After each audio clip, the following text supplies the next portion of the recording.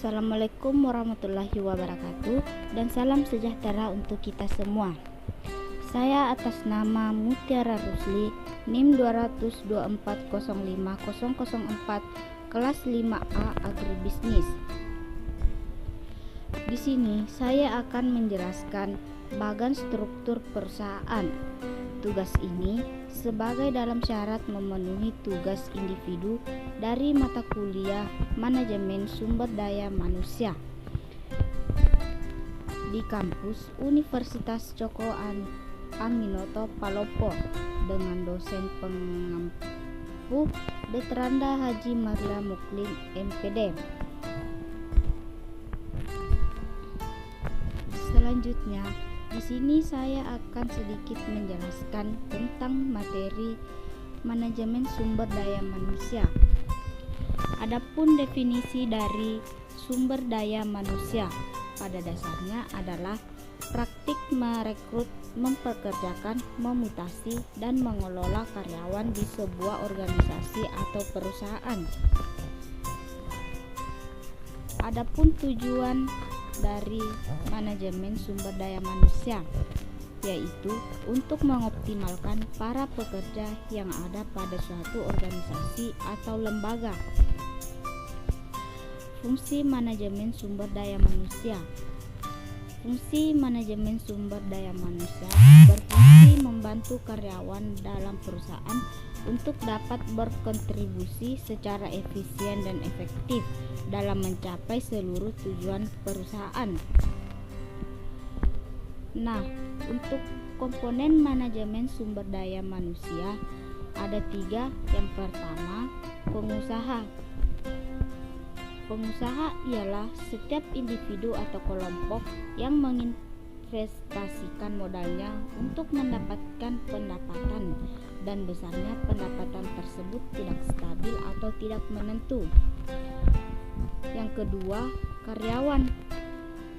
Karyawan merupakan kekayaan utama suatu perusahaan karena tanpa adanya karyawan dalam manajemen sumber daya manusia, manajemen itu tidak akan berjalan. Nah, yang ketiga, pemimpin atau manajer. Pemimpin adalah seseorang yang memiliki wewenang dan menggunakan untuk mengarahkan, memerintahkan, mengontrol, dan bertanggung jawab atas pencapaian suatu tujuan bersama. Adapun bagan struktur organisasi sebuah perusahaan. Yang pertama adalah seorang direksi. Direksi ialah orang yang bertanggung jawab dalam pengurusan personal. Di bawahnya ada direktur utama.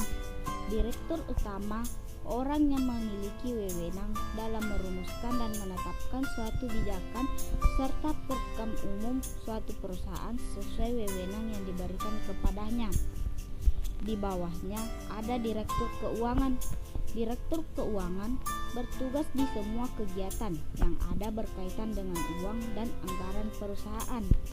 Ada juga direktur personalia, orang yang bertugas mengembangkan sistem perencanaan personalia serta mengendalikan suatu kebijakan untuk para pegawai. Dan di bawahnya ada macam-macam manajer. Manajer adalah orang yang menyesuaikan dan menginteraksikan macam-macam variabel dan karakteristik dari pegawainya dalam mencapai tujuan organisasi yang sama. Macam-macam manajer. Yang pertama yaitu manajer personal, yaitu membuat rencana pemeliharaan tenaga kerja agar tujuan perusahaan dapat tercapai. Dan yang kedua, manajer pemasar. Manajer pemasar ialah manajer yang memasarkan hasil produksi dari perusahaan. Yang ketiga, manajer pabrik. Manajer pabrik ialah orang yang memiliki tanggung jawab penuh terhadap pabrik yang dititipkan kepadanya. Dan yang keempat, manajer admin dan gudang.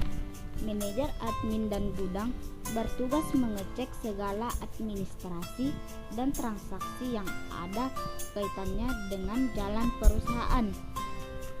Adapun di bawahnya divisi-divisi. Divisi ini bertugas mengelompokkan bisnis perusahaan sesuai dengan arahan perusahaan.